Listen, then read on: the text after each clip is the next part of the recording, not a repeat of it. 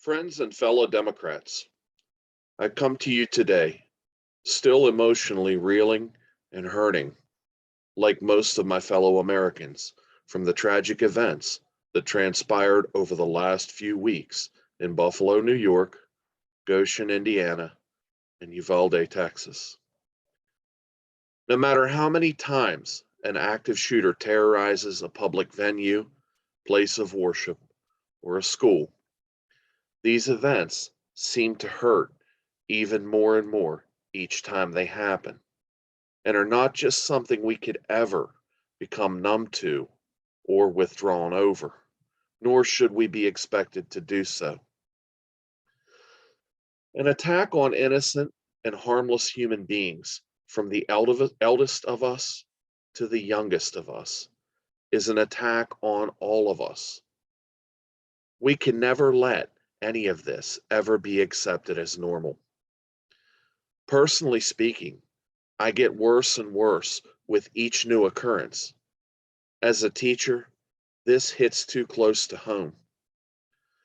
Irma Garcia and Eva Mireles did not have the horrible events from May 24th in their lesson plans for this week of school. They did not plan to have the tragedy that struck the class they co-taught together.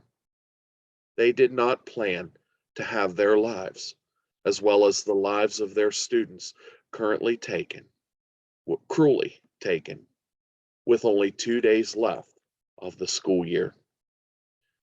Mrs. Garcia and Ms. Morales are heroes and should be remembered as such, as both gave their last full measure of devotion in their classroom with the children they loved and who loved them. These wonderful teachers and their students did nothing wrong. They hurt no one. They bothered no one. They were a problem for no one. Society, however, has let every single one of them down. While hopes and prayers are nice and no doubt appreciated, hopes and prayers alone are not making a difference. School shootings and other active shooter attacks in public places continue to happen, and innocent people continue to be hurt and killed. For the year 2022, we are at day 146, and we are well over 200 mass shootings for the year. Think about that. Currently, for this year, we are averaging almost 1.4 mass shootings daily. I'm not going to lie, this is unfathomable to me. We can't keep moving on like this, nor should we expect people to just move on from these like they are just everyday normal occurrences. In recent years, the Centers for Disease Control reported that firearms have become the leading cause of death among U.S. children and teens. This is unacceptable, and it is long past time that something be done about this. I call on our elected representatives, delegates, senators, and other office holders to come together and work diligently for comprehensive, common sense reform measures to keep assault rifles out of the hands of people who have no business having them. In 2013, our own Senator Joe Manchin, along with Pennsylvania Senator Pat Toomey, co-sponsored an effective piece of legislation that would strengthen firearm purchase background checks. But sadly, this legislation came 6 votes shy of the 60 that was needed at the time. In March of 2021, the United States House of Representatives again brought forth legislation that would expand background checks for gun sales, and they actually passed it. It was House Resolution 8, but it has been blocked by the U.S. Senate. We need to continue to push for this legislation and call on our elected officials to bring it to a vote again and pass it into law this time. This is not an extreme measure. And contrary to what Republican leaders say, this is not politicizing the issue. We have experienced tragedy after tragedy regarding preventable firearms-related deaths. When we assess how to possibly prevent these things from happening again, we are constantly accused of politicizing tragedy.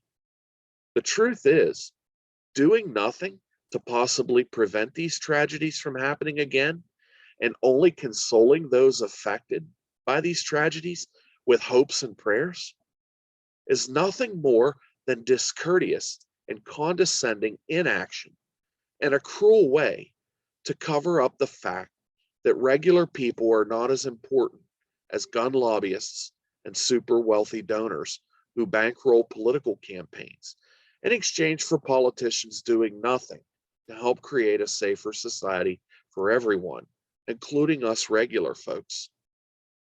By taking action to possibly prevent future active shooters from terrorizing our nation's people, we are making it clear that all of those who are victims of violent gun crime did not die in vain.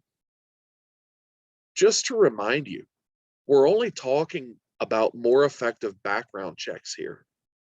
Republicans continue to oppose even these. Republican leadership will do whatever they can to fight any limits on access to high-powered rifles, semi-automatic and fully automatic weapons, high-capacity magazines, and any other weapons designed to do as much damage as quickly as possible. The point I make here is we need to take a stand and take a stand now. We have an uphill battle here, and it's time to get our boots on the ground, speak truth to power, and make our voices heard. We owe it to everyone who was senselessly murdered by active shooters. I wanted to let you all know how I feel and where I stand on this issue. Please don't forget about our upcoming meeting in June. Presently, it is scheduled for June 15th, but I may have to change the date due to a family matter. Please forgive me and bear with me if this ends up being the case. Also, be sure to come out to the Strawberry Festival on June the 4th. I wasn't able to get a place to set up a table or a booth, but West Virginia House of Delegates District 87 candidate Dave Bowden will be there giving out waters and campaign information. So I plan to be there to help him with this. If you can come along and give a helping hand, it would be greatly appreciated. The Mineral County Fair is on June 21st to June 25th. I plan to have a table set up in the exhibition hall and a vehicle with Mineral County Democrat Party signs in the parade. Please let me know if you are able to help out. I look forward to seeing everyone again and getting things ready for the upcoming general election. Until then, keep fighting the good fight. Always be bold to speak truth to power and take care.